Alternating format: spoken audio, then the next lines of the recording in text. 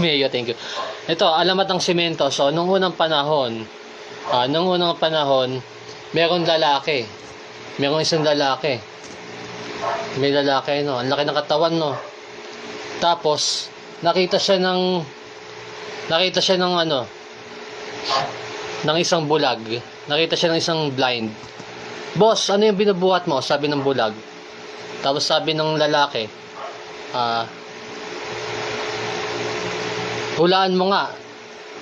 Sabi naman ng bulag, siguro ang binubuhat mo semento. At simula noon, nagkaroon na ng alamat ng semento. Kaya ba hindi inahabol ng aso ang magbabalot kasi wala silang pambili? Yes. Alamat hindi yan na inagay mo sana sa'yo, sabi ni Rain. Thank you. Hanip na bulag yan. Nakakita.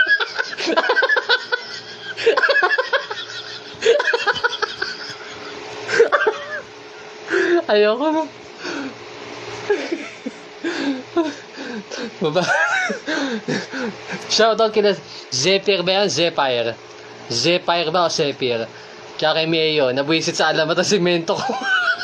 Boy, tanda tapos alamat ng bulag. Mas masasakit pa ka namang ulo ko paano gagaling. Alamat mo na lang. Mas masakit pa nga namang ulo ko paano gagaling.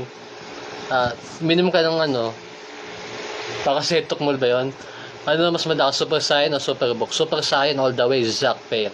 Next naman, boss, alamat ni Niana and Raymond Sanse. Grabe bulag yan, nahulaan pa yung tanggalin ng ulo. Nako. Hindi tayo pwede mag-alamat ng ng person eh. Dapat iba. Ayoko na pag-usapan si Niana kasi busted ako eh. Nabusted ako. Ako ngayon? Umiiyak ako.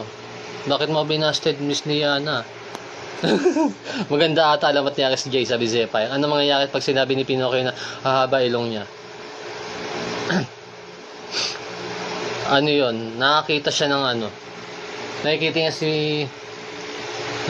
si ABCD, no?